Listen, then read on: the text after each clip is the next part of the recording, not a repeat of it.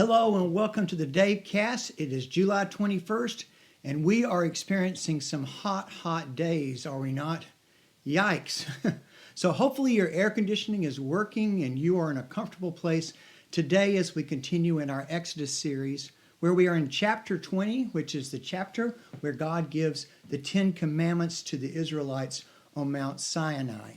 Now back on Saturday, we read through the 10 commandments and we did a little exercise to help us remember the 10 commandments. So just as a quick review, let's do that again. Remember, 10 fingers, 10 commandments.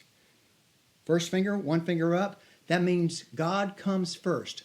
So the first commandment is you shall have no other gods before me. And then we hold two fingers up. Two fingers, two gods is too many gods. If you have two gods, one of them must be an idol. So the second commandment is do not worship idols. Three fingers, it looks like a W a little bit, so you hold it in front of your mouth. And it reminds us that God's name is holy, and we should only use it when we are talking to Him or about Him. And so the third commandment is do not take the Lord's name in vain. And then four fingers. Now what is the thumb doing right here? He's resting. And so the fourth commandment is to remember the Sabbath and keep it holy. Five fingers, hold up like this, looks like we're making a vow or a promise. And so the fifth commandment is to honor your parents. Six fingers, okay, kind of looks like a gun. So the gun is shooting the hand. So the sixth commandment is do not murder. Seventh finger, so you kind of have to use your imagination for this one. But this kind of looks like a couple here getting married, right? And so when people get married, they make promises.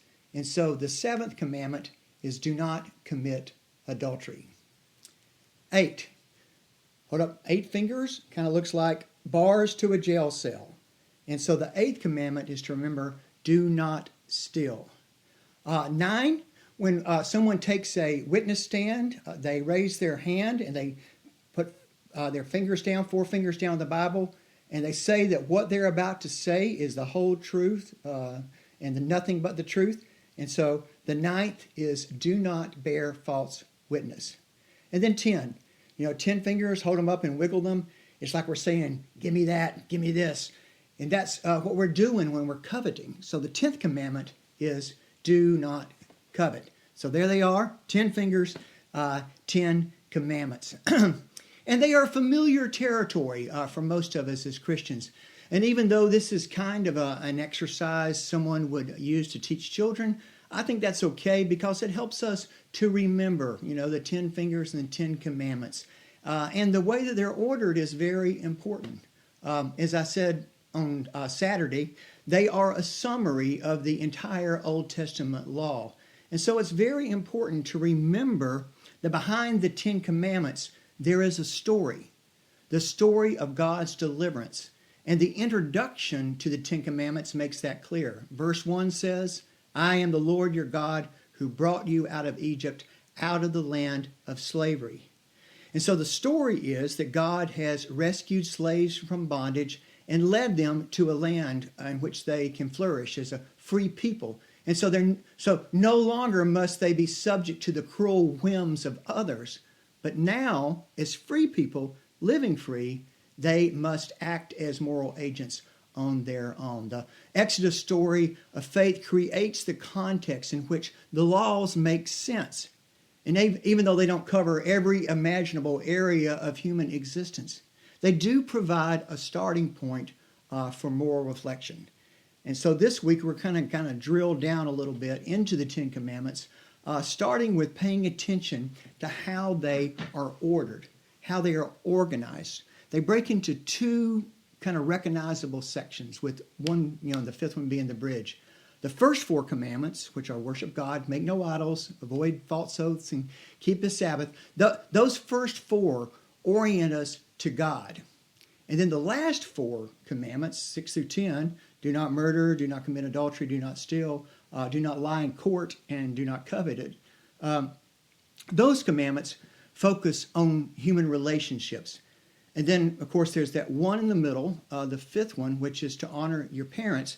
And that links the two because reverence for those who give us life relates closely to reverence for the ultimate source of life. And so today we're going to kind of go down a little bit deeper into the first four. The first one being, you shall have no other gods before me. Now, the phrase, no other gods before me, doesn't mean that God merely wants us to organize our gods so that he's on top. It doesn't mean that at all. It doesn't mean as long as we worship God first, then we are free to have as many other gods in our life as we want. It means that there are to be no other gods in our life but the one true God. That word that's translated before in this verse doesn't have to do with time or ranking. It's saying we are to have no other gods in sight. And so the second commandment is closely linked with the first. You shall not make yourself any carved or graven image.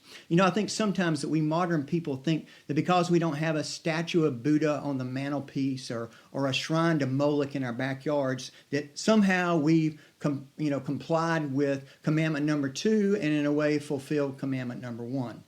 But I think we need to think about this in the broadest terms possible if we're going to follow God.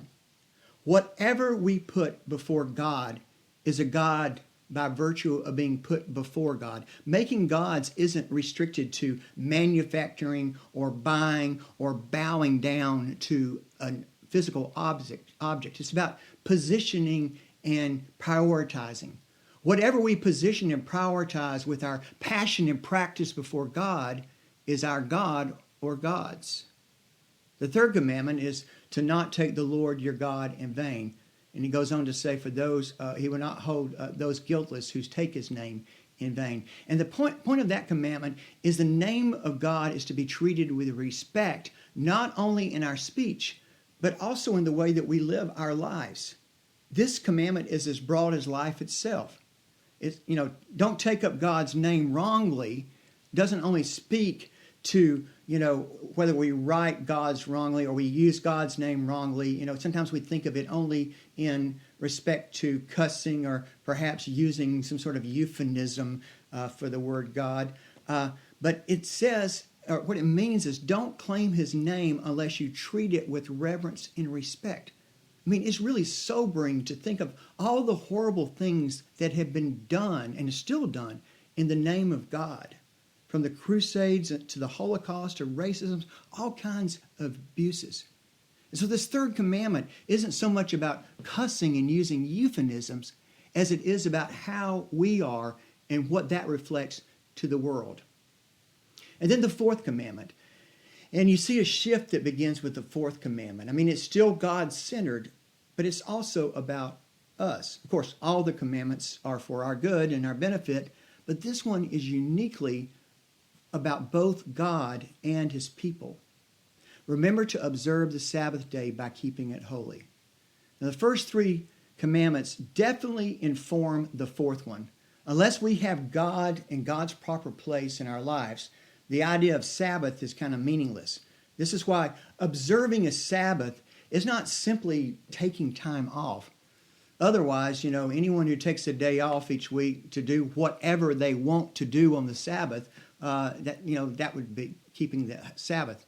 But keeping it holy is the important part of that. God commanded this radical idea that humans should rest and worship every seventh day. That somehow or another, that was built into the fabric of creation. We need this each week to remember that we have been rescued by God. Just as the Israelites were rescued from their bondage to Pharaoh in Egypt, we need a weekly time to remember that the cross and the resurrection of Jesus has rescued us from sin and death. Walter Brueggemann is someone you've heard me quote from time to time in my sermons. He is a highly respected teacher and theologian who taught for years down in Decatur at Columbia Seminary. And he's written a very compelling book called The Sabbath as Resistance. And in the book, he writes that the Sabbath is not simply about keeping rules, but rather about becoming a whole person and restoring a whole society. And he talks about our 24/7 society of consumption, a society in which we live to achieve, to accomplish, to perform, and to possess. And we want more. We want to own more. We want to eat more. We want to drink more. And he says that keeping the Sabbath allows us to break this restless cycle and focus on what is truly important, loving God and loving others. And that God has given us the Sabbath to remind us that we don't have to do it all. Indeed, we can't even do it all. And no one asks us to do it all. It'd be unhealthy if we did. Sabbath reminds us to say, enough. I am enough. I have enough. God is enough. And so that's a good thought, I think, for us to end today on. So we'll be back on Thursday, and we'll look at the other 6 of the 10 Commandments. Until then, keep bringing the hope, keep safe, and I will see you then. Bye-bye.